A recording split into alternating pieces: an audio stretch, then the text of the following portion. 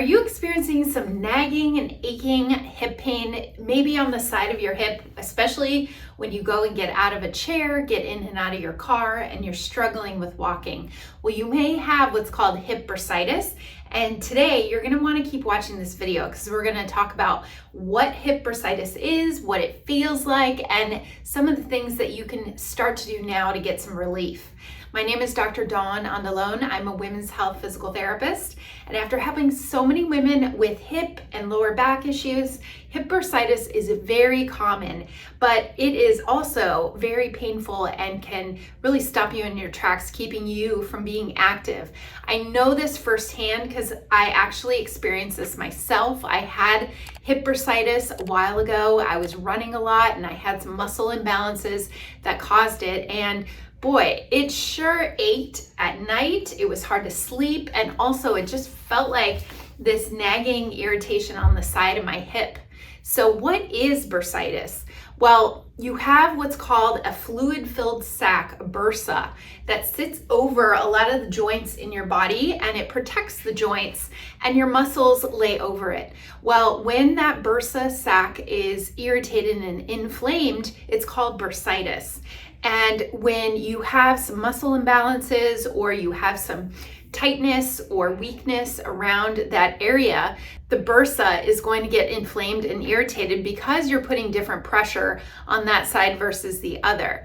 For myself, I realized I was running on pavement that was slanted, and so I kept putting the wrong amount of pressure on one side versus the other, and this over time caused one hip to always be irritated when I went to put weight on it.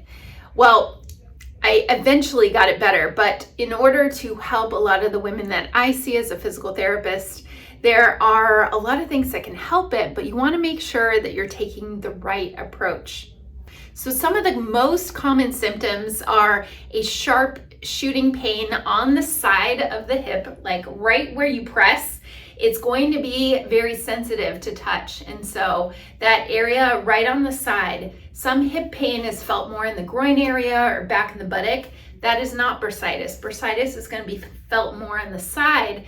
It's called your trochanteric bursa, and that bursa gets inflamed and irritated with the muscles around it. Sometimes it can be swollen as well. You might notice that, but a very common symptom would be feeling the pain when you get up from a chair, when you're sitting for a while and you're stationary and you go to move, or when you're trying to put pressure on that side or trying to sleep on that side. You may notice it feels like a constant ache, sometimes burning. It's not shooting down the leg at all. It's not nerve related, but it's more just localized to the side of the hip.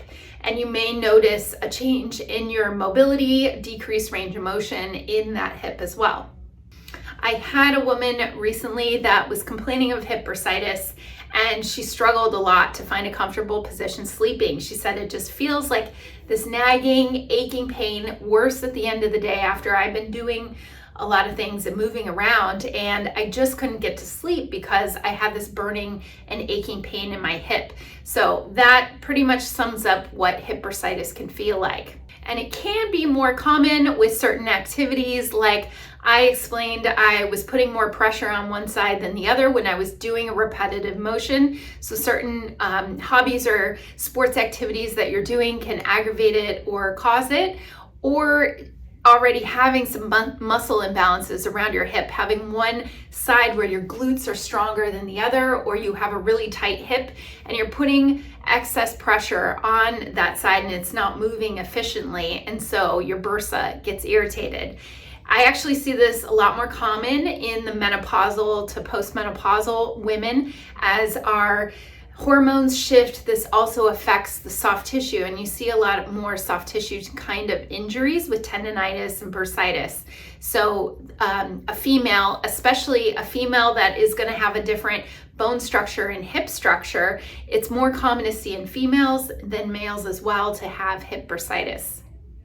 So how is this diagnosed? Well, if you're feeling this, it is best to check in and see a physical therapist and get assessed and see if this is more of a musculoskeletal issue. And if it's not going away, or you're experiencing weakness in the leg or numbness or anything else that is really out of the ordinary, then definitely check in with your doctor. And this would be more diagnosed with an in-person assessment with someone moving your leg, feeling it around and diagnosing it, not necessarily through an x-ray, because an x-ray is going to show bone only, and this is a soft tissue type of injury. But with the right guidance of a physical therapist and the right kinds of stretches, activity modifications, lifestyle changes, and exercises, it can definitely get better if you have the right approach. Sometimes ice or heat will alleviate some of the symptoms initially, and resting it from doing anything that is very strenuous, like a lot of running or a lot of stair climbing, things that are putting a lot of pressure on that hip. You may also find that different sleeping positions, like putting a pillow between your legs and sleeping on the opposite side, are going to be the best, or sleeping on your back with a couple pillows under your knees so you can rest your hips and your back. That way it can be a lot more comfortable too. I wouldn't try to sleep on that affected side because it is going to get irritated with a lot of extra pressure on it. So not only rest and then deciding between ice or heat, one might feel better than the other, and alleviating and calming the symptoms, but also the right kinds of exercises. I'm going to show you 3 things that would definitely be the start in the right direction.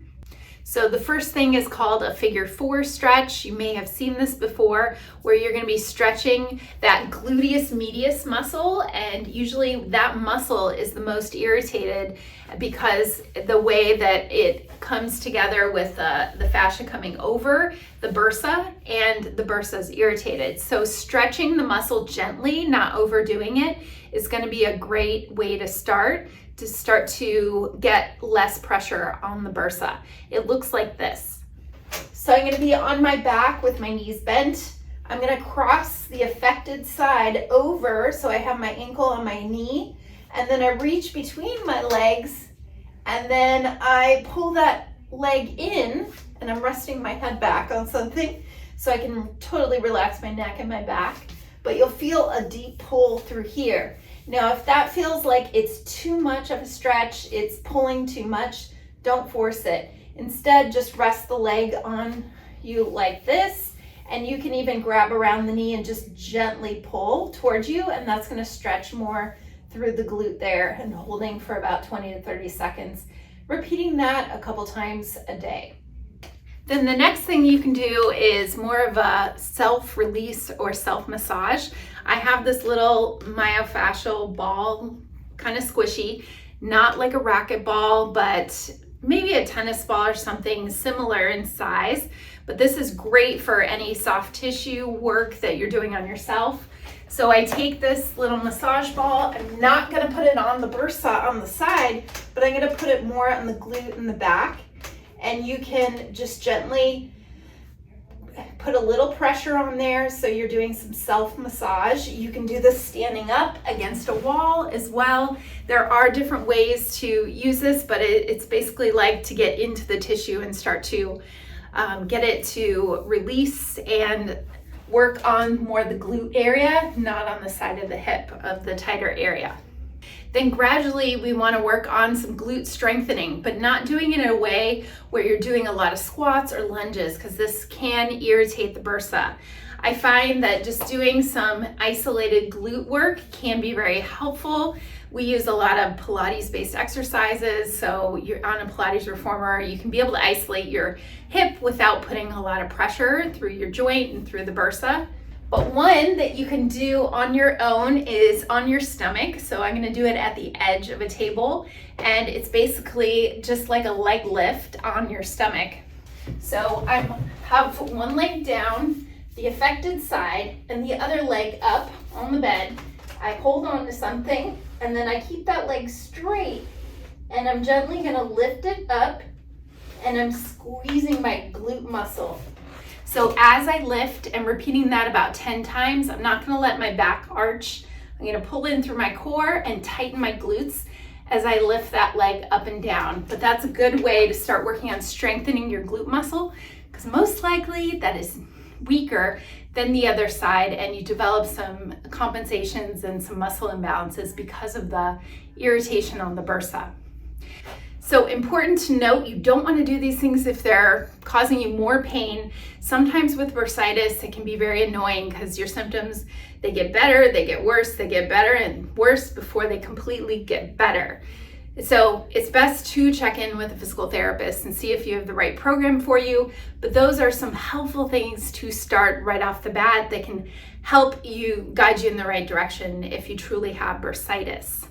Now, if you are experiencing any of these, I would love you to comment below and let me know if you've tried any of these on your own already and what actually started to help your bursitis get better. We release these new videos every week. I have more information about hip pain, so go back and watch those other videos, and please hit subscribe if you haven't already. Thanks so much for watching, and I hope that was helpful and you find some relief for your hip bursitis.